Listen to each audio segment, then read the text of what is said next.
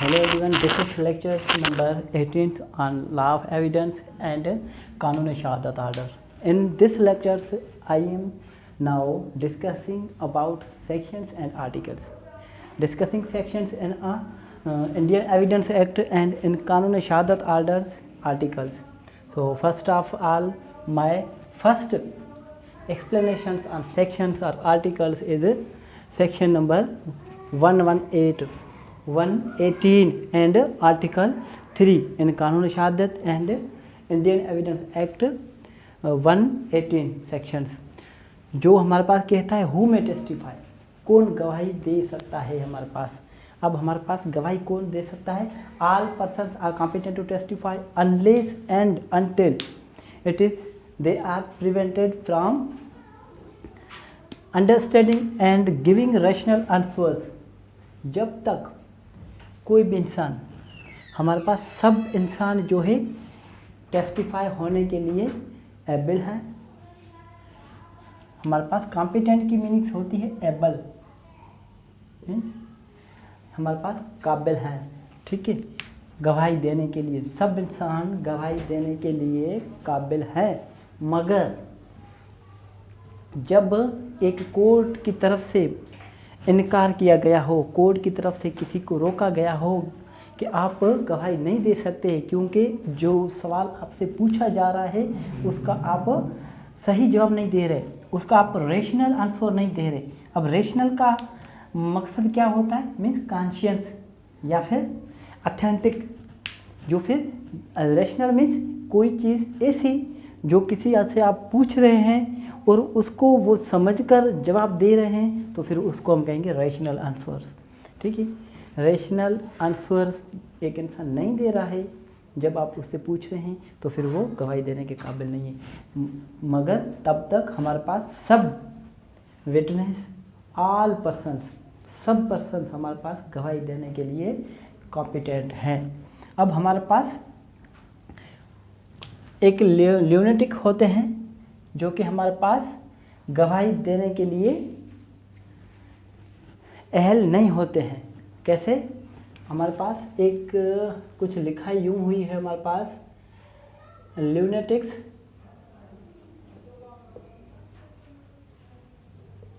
Are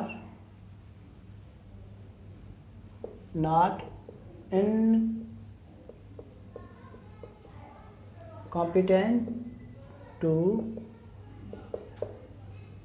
testify. ये हमारे पास explanation में आ जाता है।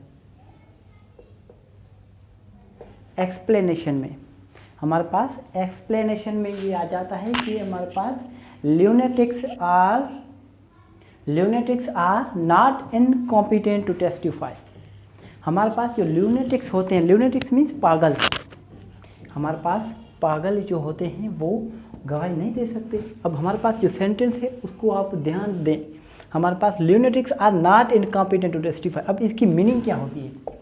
मैं आपको 1 मिनट का टाइम देता हूँ, आप आगे नहीं देखेंगे, मैं जो एक्सप्लेन करूँगा आप अपने जो है जहन से इसकी मीनिंग ढूंढें कि इसकी मीनिंग क्या होगी। Lunatics are not incompetent to testify. क्या ल्यूनेटिक्स कॉम्पिटेंट है गवाही देने के लिए, या फिर ल्यूनेटिक कॉम्पिटेंट नहीं गवाही? इस सेंटेंस की मीनिंग क्या होगी?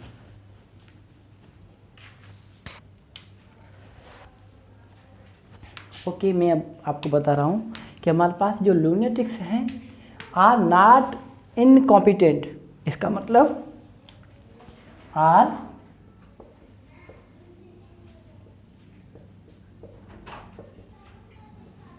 कॉम्पिटेंट। यहाँ लिखा हुआ है हमारे पास आर नॉट इनकॉम्पिटेंट, तो फिर हम ऐसे पढ़ सकते हैं कि हमारे पास ऑल ल्यूनेटिक्स या अ ल्यूनेटिक्स इज कॉम्पिटेंट या फिर are competent is competent to testify. अब इस सेंटेंस का मतलब हुआ कि a lunatics is competent to testify, ठीक। ये हमारे पास इंटरप्रिटेशन जो होती है वो हमारे पास लीगल लैंग्वेज है, ठीक है। ये लैंग्वेज हमारे पास ऐसी लैंग्वेज है कि इंसान का दिमाग घुमा देती है। तो फिर आपको इसको समझने के लिए बहुत ही स्ट्रगल्स करनी पड़ेगी। हमारे पास इंटरप्रिटेशन जो स्टैट्यूट्स हैं उसको पढ़ना पड़ेगा, ठीक है। तो फिर ये हमारे पास ल्यूनेटिक्स क्यों अहल नहीं होते हैं किसी भी गवाही देने के लिए, क्योंकि अगर वो ल्यूनेटिक्स में ही हैं तो फिर वो हमारे पास एविडेंस नहीं दे सकते।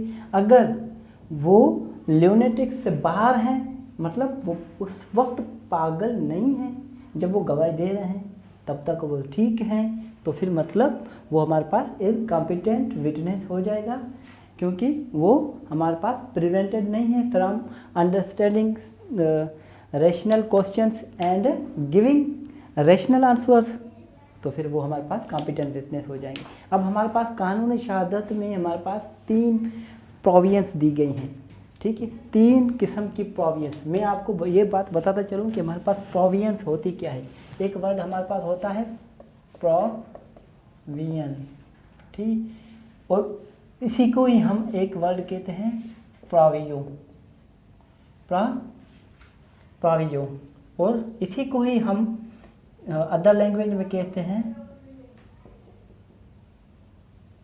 प्रोवाइडेड दैट, ठीक है।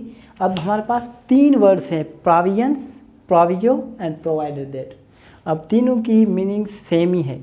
हमारे पास प्रोविजन मीन्स किसी किस्म की कोई शर्त या कंडीशन, प्रोविजो मीन्स किसी किस्म की शर्त या फिर कंडीशन, हमारे पास प्रोवाइडेड दैट भी किसी किस्म की शर्त या फिर कोई कंडीशन, ठीक है। तो फिर हमारे पास कानूनी शहादत में 3 कंडीशन या 3 शर्तें दी गई हैं। यहाँ इसके ये आपको समझ आ गया।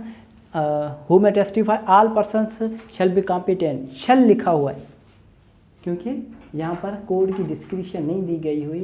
कोड ऑल पर्सन्स को कॉम्पिटेंट विटनेस ही तस्लीम करेगी और एक्सेप्ट कोड को करना ही करना है जब तक वो इंसान किसी भी तरीके से उसको रोका ना गया हो कि वो, या फिर वजह कौन सी हो सकती है, टेंडर ईयर मीन्स या फिर वो बच्चे ना हो, ठीक है। हमारे पास सम सर्कमस्टेंसेस होते हैं, अगर बच्चे हैं तो बच्चे गवाही दे सकते हैं या नहीं, वो एक अलग हमारे पास मैटर है, पर हमारे पास किस वजह से एविडेंस नहीं दे सकते। टेंडर ईयर, बिल्कुल ही बच्चे हैं। टेंडर ईयर का मतलब असल जो ओरिजिनल मीनिंग ये है कि ये दूध पीते बच्चे जो होते हैं हमारे पास वो टेंडर ईयर में आते हैं, या फिर दूध पीते से ज़्यादा 7 ईयर तक जो भी बच्चे हमारे पास आ जाते हैं वो टेंडर ईयर में आ जाते हैं। या फिर old age, extreme old age, बहुत ही ज़्यादा एक इंसान की उम्र होती है, तो फिर उस वजह से भी हम अगर उसको कोई सवाल करते हैं कोर्ट के अंदर वो आ भी जाते हैं एज अ विटनेस, और हम उससे कोई सवाल करते हैं तो फिर वो सवाल उनको समझ में नहीं आता, और सवाल समझ में नहीं आता है तो फिर वो रैशनल आंसर कैसे देंगे।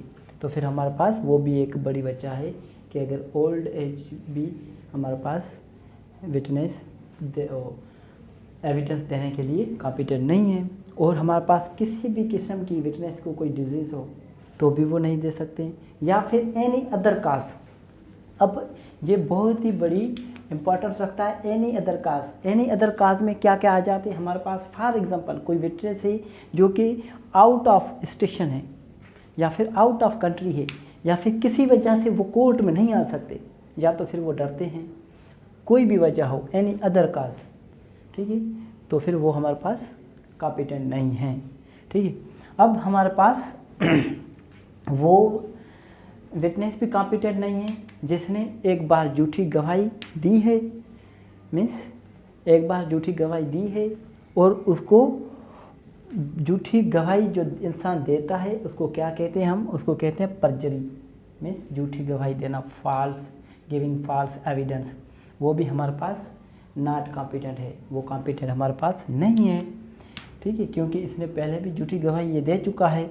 और हमारे पास सेकंड जो प्रोविजंस हैं वो ये कहता है, वो फर्स्ट प्रोविजंस के बारे में कहता है कि अगर कोई इंसान एक बार झूठी गवाही देता है और दूसरी बार अगर कोर्ट सेटिस्फाइड हो जाती है कि इस इंसान ने अपना झूठी गवाही पहले दी है उस अपने अमल पर और उस अपने एक्ट पर ये बहुत ही शर्मिंदा है, और इन्होंने अपने जो रवैये हैं वो रिपेंटेड कर लिए। Repented means turn away from the sin, turn away from sin means जो हमारे पास गुनाह है झूठी गवाही देने का, उससे इन्होंने तौबा कर लिए।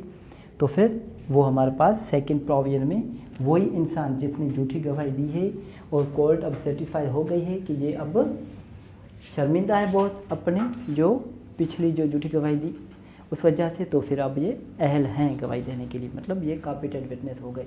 और हमारे पास थर्ड जो प्रोविजन से हैं हमारे पास कानून शहादत में, वो ये हैं कि हमारे पास जो भी विटनेस हैं, ऑल विटनेस, उसको हमारे पास उसकी कॉम्पिटेंसी या नंबर ऑफ विटनेसेस और इसकी क्वालिफिकेशंस हम जो कुरान एंड सुन्ना है उनके रिगार्डिंग वो हम डिटरमाइन करेंगे, असरटेन करेंगे, ठीक है।